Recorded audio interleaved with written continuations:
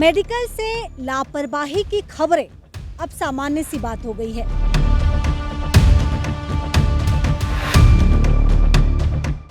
लेकिन अब जो मैं आपको खबर बताने वाली हूँ, ये रूह कपाने वाली खबर है।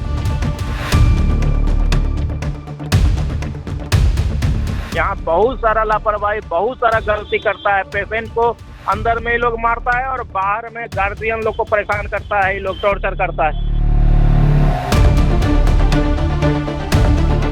अपनी बेटी की जिंदगी को बचाने के लिए एक पिता, एक लाचार मजदूर पिता दर बदर भटकता रहा, लेकिन आखिरकार उस बेटी को तो खो दिया और साथ ही खो दिया अपने होने वाले नाती या नातिन।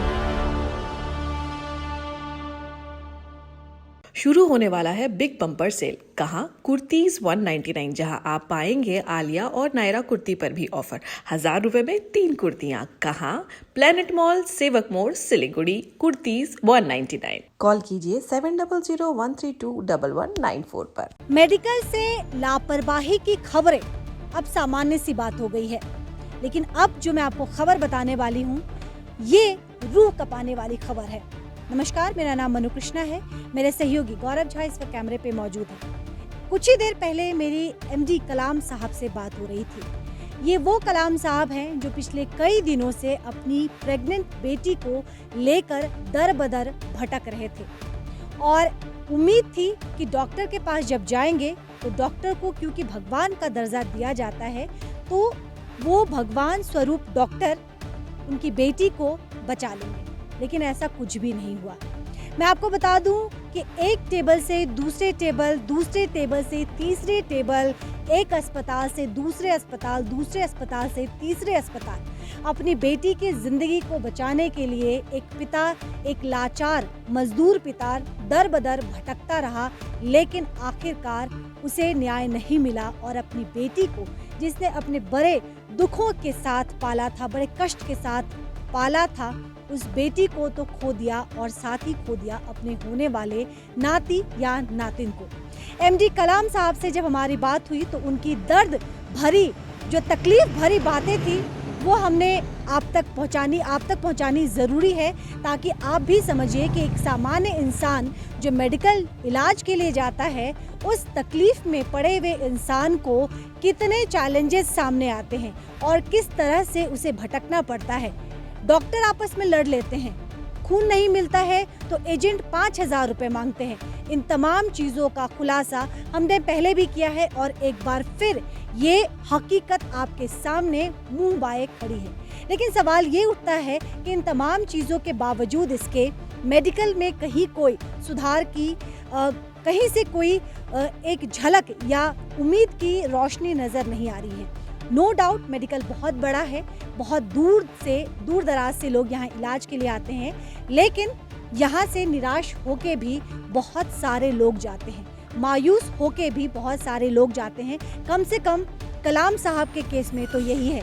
सुनिए कि कलाम साहब को किस तरह से मेडिकल में प्रताड़ित होना पड़ा और किस तरह से उन्हें दर बदर भटकने के बाद भी, यहाँ तक कि डॉक्टर भी ओवरडोज दे देते हैं। पहले एक डॉक्टर दवाई देता है, उसके बाद दूसरे डॉक्टर को पता नहीं है कि पेशेंट को दवाई दी गई है और दवाई दोबारा रिपीट कर दी जाती है। हाई बीपी होने के बाद ऑपरेशन का सजेशन दिया जाता है। ये अब तमाम चीज़ें हम नहीं कह रहे हैं, एक पिता ने जो भुगत भोगी है उसकी ये दर्द मैं आपको सुना रही हूँ। मेरे साथ गलत ये हुआ है कि सबसे पहले मेरी बेटी 15 तारीख को महाराजा नर्सिंग होम में भर्ती की जी। उससे पहले हम जहाँ पर मेरा घर है बेलाकोबा में, वहाँ घर पे ही हमारी बेटी बताई कि अब्बा हमको सर में दर्द हो रहा है। तो हम उसको मोंगरा डांगी हॉस्पिटल में ले गए जी। वहाँ से रेफर करने के बाद बताया कि यहाँ प्रेशर हाई है, रेफर कर रहा हूँ, आप मेडिकल ले जाइए जी। मेडिकल में मैं शाम में आया 7 बजे या 7:30 बजे के लमसम। हाँ, इसके बाद उसमें भर्ती किए तो लगभग बहुत सारे पेशेंट थे, सबको देखते हुए लगभग 10, 10:30, 11 बज गया रात, हमारी बेटी को नहीं देखे। अच्छा, और भर्ती कितने बजे कराया था? और लगभग 7, 7:30 बजे के लमसम। और 10:30 11 बजे तक आपकी बेटी का कोई डॉक्टर इलाज करने नहीं आया? नहीं आया और दूसरा पेशेंट को देखा जा रहा है।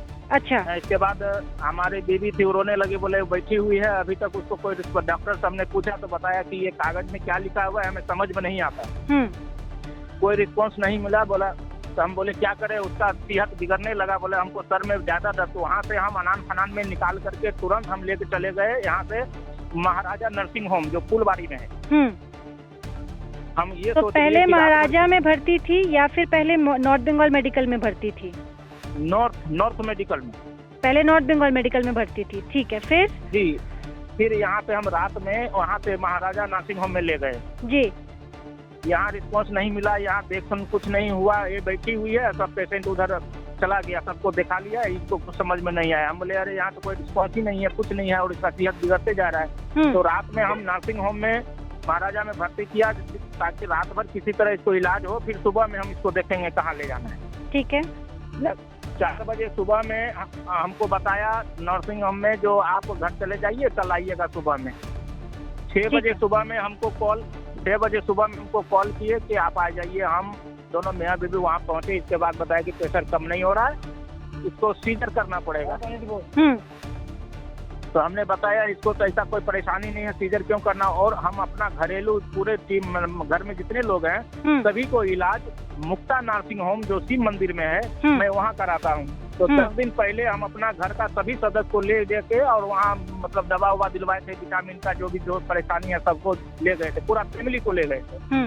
तो उसमें मेरी बेटी भी थी तो वहाँ दिखलाए थे, उन्होंने कहा था कि इसमें कोई तरह की दिक्कत नहीं है, सिर्फ हेप्टोग्लोबिन कमी है और 1 महीना इसका प्रेग्नेंट अभी है, 1 महीना टाइम है, 1 महीना में खाने के बाद वो नॉर्मल हो जाएगी, ठीक हो जाएगी, घबराने की कोई बात नहीं है। तो महाराजा नर्सिंग होम से मैंने मुक्ता नर्सिंग होम में फोन किया तो उन्होंने कहा हम तो आपकी बेटी को देखे हैं, उसको सीजर होने की जरूरत नहीं है, आप यहाँ लेके आइए। मैं सुबह में लगभग 12 बजे के लमसम में यहाँ से मैं ट्रांसफर करा करके लेके चला गया मुक्ता नर्सिंग होम में। मुक्ता नर्सिंग होम में वहाँ जाने के बाद एक जो मैडम जो डॉक्टर देखी थी उनका दीपा या कुछ ऐसी नाम थी जो अभी जहन में नहीं है। हाँ, तो वो डॉक्टर आई और इसके बाद बोले कि देखिए उससे घबराने की बात नहीं है। वहाँ चेक किया गया तो बोला प्रेशर एकदम नॉर्मल है, घबराने की बात नहीं है, आपको वहाँ तो टेंशन में डाल दिया इसीलिए प्रेशर बढ़ गया। तो आपको अगर टेंशन है तो आज रात भर यहाँ रहिए। हम बोले ठीक है यहाँ रखिए। वहाँ रहने के बाद दवा हुआ चला। इसके बाद सुबह में अल्ट्रासाउंड हुआ, अल्ट्रासाउंड में भी सही रिपोर्ट आया, जो सिर्फ एक रिपोर्ट आया जो ब्लड की कमी है और कोई चीज कर रही। इसके बाद बोला कि आपको छुट्टी होने वाला है, आप जा सकते हैं लेकर के। शाम में लगभग 5 साढ़े 5 बजे। इसके बाद उसी टाइम में मेडिकल के एक संदीप सेन गुप्ता जो है जो नर्सिंग होम में पहुंचते हैं और पहुंच करके वहाँ का स्टाफ बताया कि ये बहुत बड़े डॉक्टर हैं, आप इससे दिखा सकते हैं, 1000 रुपया विजिट लगेगा। हम बोले सर हम आपके यहाँ आए हैं, आप दिखाइए, कोई दिक्कत नहीं है, अगर अच्छा डॉक्टर है तो दिखाइए। तो दिखने के बाद उन्होंने कहा कि अभी तुरंत इसको सीजर करना पड़ेगा। अच्छा। तो उस नर्सिंग होम वाले स्टाफ पर वहाँ पर हमको पूरा विश्वास था कि यहाँ मेरे साथ गलत नहीं। हम बोले कि अगर यहाँ पर सीजर होने वाली बात है तो आप सीजर कीजिए, कोई दिक्कत नहीं है। तो उन्होंने संदीप सिंह गुप्ता जो मेडिकल के डॉक्टर है उन्होंने कहा कि यहाँ नहीं होगा, यहाँ साधन नहीं है, आप मेडिकल लेके चलिए। हम बोले मेडिकल में सर हम वहाँ से वापस आ गए हैं, अब हम वहाँ नहीं जाएंगे, वहाँ भेड़ बकरी की तरह लोग चिल्लाते हैं, डॉक्टर कोई रिस्पॉन्स नहीं करता है, हम नहीं जाएंगे। तो उसमें जो मेडिकल से जो हम यहाँ से गए थे वो कागज उसी फाइल में था। उन्होंने देखा, बोला कि आप तो मेडिकल से आए हैं, कैसे आए? हम बोले वहाँ गए थे, 2-3 घंटा रहे, वहाँ कोई रिस्पॉन्स नहीं मिला, किसी तरह का कोई उपचार नहीं मिला, इसीलिए हम महाराजा में गए और महाराजा से हम मुक्ता में आए। तो उन्होंने संदीप सेन गुप्ता ने फिर यहाँ फोन कर करके बोला, क्या बोला खुदा जाने। इसके बाद हमको बताया कि आप जाइए मेडिकल। हम बोले नहीं जाएंगे, हम रोने लगे। हम बोले मेरी बेटी मरे या बचे, मेडिकल नहीं जाएगी। उन्होंने पूरा आश्वासन दिया कि वहाँ सब चीज का व्यवस्था है, कोई जगह दिक्कत नहीं होगा, ब्लड लगेगा, कुछ भी लगेगा तो वहाँ है। वहाँ से उन्होंने वहाँ के स्टाफ ने हमें एम्बुलेंस करवा दिया। वहाँ से यहाँ वो नाम लिख के दिए अपना, जो जाके सिर्फ मेरा नाम बताइएगा, आपको वहाँ रिस्पॉन्स होगा। हम यहाँ लेबर रूम में आकर के उसको वहाँ गए। इसके बाद लेटर दिखाए तो तुरंत रिस्पॉन्स किया। तुरंत लेने के बाद रात भर रही। इसके बाद बोली अब्बा हमको बहुत ज्यादा टेंशन हो रहा था। डॉक्टर से बात की कि डॉक्टर साहब जिस रूम में रखे हुए हैं इस रूम में मेरी बेटी परेशान हो रही है। तो दूसरा वार्ड में शिफ्ट किया। दूसरा वार्ड में सारा दिन ठीक थी। शाम के वक्त में उन्होंने कहा कि आपको एक ब्लड देना पड़ेगा। बोले ठीक है, ब्लड ला करके वहाँ दिए हैं। देने के बाद बिना मैच किए हुए मेरे समझ से वो चढ़ाया ब्लड। बिना इसके बाद- बिना मैच किए हुए, मतलब ब्लड ग्रुप क्या है उन्होंने मैच नहीं किया और खून चढ़ा दिया। खून चढ़ा दिया, मतलब हम ब्लड बैंक में रात में ही हम जमा किए थे सैंपल, और सुबह में हमको ब्लड लगभग 2-3 बजे के लमसम में मिला। इसके बाद मेरी फैमिली मेरी बच्ची के पास है, 2 डॉक्टर लेडीज थी जो टैबलेट आके खिलाई, एक खिला दी, इसके बाद आकर के फिर खिला दी, और दोनों डॉक्टरों में लड़ाई होने लगा। तो हमारे बीवी बोले क्यों लड़ रहे, तो बोले कि हम तो दवा खिला दिए थे, तुम डबल से क्यों दवा खिला दी। वो दवा भी डबल से खिला दिया गया, ओवरडोज दिया गया। इसके बाद ब्लड भी मैच नहीं किया गया, जिसके वजह से वो शाम से लगभग 4-5 बजे से दर्द होना शुरू हो गया। 10 बजे रात तक वो बहुत तेज छटपटाने लगी, बहुत तेज, मतलब हम लोग भी रोने लगे, उसका अम्मी भी उसके साथ में जो थी सब रो, एकदम पूरा पसीना पसीना, पूरा चेहरा काला बन गया। डॉक्टर से बोले कोई कुछ नहीं होगा। इसके बाद 10:30 बजे रात के लमसम में बच्चा डेथ कर गया पेट में। डॉक्टर जो बड़ा डॉक्टर कोई नहीं आया, सब जूनियर सब था, छोटा छोटा सब, वो देखा। इसके बाद सारा रात उसी अवस्था में वो सोई रही। कल होकर के 11 बजे के लमसम में डॉक्टर आकर के उसको ले गया सीजर करने के लिए। सारा रात मेरी बेटी तड़पती रही, बस कर गया रात में 10 बजे। कल होकर के सुबह में 11 बजे ऑपरेशन होता है। ऑपरेशन होने के बाद शाम में 4 बजे तक उसको होश आया। होश आने के बाद वो बच्चा देख कर, बच्चा हमको सीजर करने के बाद हमको आके देखता है, बोले बच्चा डेथ कर गया है, तो प्रेशर हाई होने की वजह से। तो हमने बर्दाश्त कर लिया, कुछ नहीं बोला, बोले बच्चा चला गया, कोई बात नहीं है, मेरी बेटी को बचा लीजिए। हर एक टाइम में हम लोगों को बोलता था कि 1 घंटा में ब्लड लेके आइए। मैडम ये बताइए, ब्लड बैंक में 1 घंटा में ब्लड देता नहीं। आपको मेडिकल में 1 घंटा, वहाँ पे कोई आपको एजेंट भी मिला था जो ब्लड बैंक के लिए पैसे? नहीं, कोई एजेंट से नहीं बात हुआ। लास्ट में हम एजेंट से मिले थे ताकि हमें हो, लेकिन उन्होंने कहा कि 5,000 रुपया लेंगे। हम बोले चलो नहीं होगा।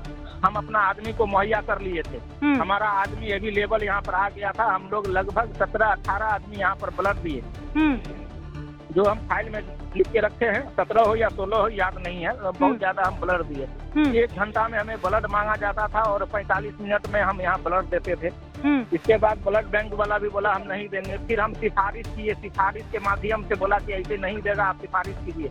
जब वहाँ मेडिकल अंदर में बेटी जब चिल्लाती थी, हम जाते थे देखने के लिए, तो वहाँ हमको छोड़ा दिया जाता, बोले बाहर निकलो। कौन बोला अंदर आने के लिए, इन्फेक्शन लेके आया। तो आपने डॉक्टर संदीप सेन गुप्ता से बात नहीं की? हाँ, बात किया मैंने। क्या तो बोला फिर उन्होंने? वो तो अपनी जिम्मेदारी पे लेके आए थे, आपकी बच्ची को कुछ नहीं होगा। उन्होंने कहा कि हम यहाँ आने के बाद मधुसूदन हलदार जो डॉक्टर है उनका हम उनके अंदर में कर दिए, वो इलाज करें, उनसे मिलिए। जब उनको हम तलाश कर रहे हैं तकरीबन 15 दिन तक, 20 दिन तक हमसे उनसे मुलाकात नहीं हुआ। हम तलाश कर रहे हैं कहाँ है मधुसूदन हलदार। आपकी बेटी कैसी है अभी? मेरी बेटी डेथ कर गई और बच्चा भी डेथ कर गया। पहले बच्चा डेथ कर गई, इसके बाद मेरी बेटी डेथ कर गई। आपकी बेटी का डेथ कितने दिन पहले हुआ? डेथ आज लगभग 41 दिन हो गया। तो आप इतने दिनों बाद क्यों आवाज उठा रहे हैं? इतने दिनों बाद आपको क्यों लगा कि मीडिया से बात करना चाहिए? आपने पहले क्यों नहीं बात की? इसलिए कि हमारे घर के लोग और हम भी बहुत ज्यादा मतलब परेशान हो गए, बीमार पड़ गए, ब्लड दिए सब घर के आदमी। और मेडिकल में ही हम लोग तकरीबन 15 तारीख से लेकर के और 16 तारीख डेट जब तक की है तब तक हम लोग मेडिकल में थे। हम लोग को शारीरिक और आर्थिक स्थिति दोनों ही खराब हो चुका था। बेटी के गम में हम लोग बेहोश पड़े हुए। क्या नाम है सर आपका? मेरा नाम MD कलाम है। हाँ, बोले क्या? वो जो जिसके अंडर में मेरी बेटी थी मधुसूदन हलदार जी, हाँ, उनसे मिलने के बाद वो धमकी भी देते थे। अच्छा जी, क्या कहते थे? वो कहते थे कि तुमको वहाँ से महाराजा से भगाया है तो मुक्ता में गया, और मुक्ता से भगाया तब यहाँ आया है, तुमको अभिशाप लग गया है। हम बोले डॉक्टर साहब ऐसे क्यों? हम जब रोने लगते थे तो बोल रहे ऐसे क्यों बोल रहे हैं? तो बोले तुम क्या करोगे? हम बोले अगर मेरी बेटी ठीक हो जाती है तो हम चले जाएंगे सही सलामत, नहीं तो हम आगे बढ़ेंगे। बोले तू कुछ नहीं कर पाएगा। अंदर के डॉक्टर भी बोल रहा था, जो हम सबको पहचानते हैं, उसका टीम, कुछ नहीं कर पाइएगा आप, जितना खुद किए। बाहर फोन करते हैं, वो बचा लेगा। एक डॉक्टर के जवान से ऐसा भाषा अच्छा नहीं लगता है। हम सोच रहे हैं कि हमारा जितना भी मिले हम सबको दिखलाए हकीकत क्या है। यहाँ बहुत सारा लापरवाही, बहुत सारा गलती करता है। पेशेंट को अंदर में ये लोग मारता है और बाहर में गार्जियन लोग को परेशान करता है, ये लोग टॉर्चर करता है।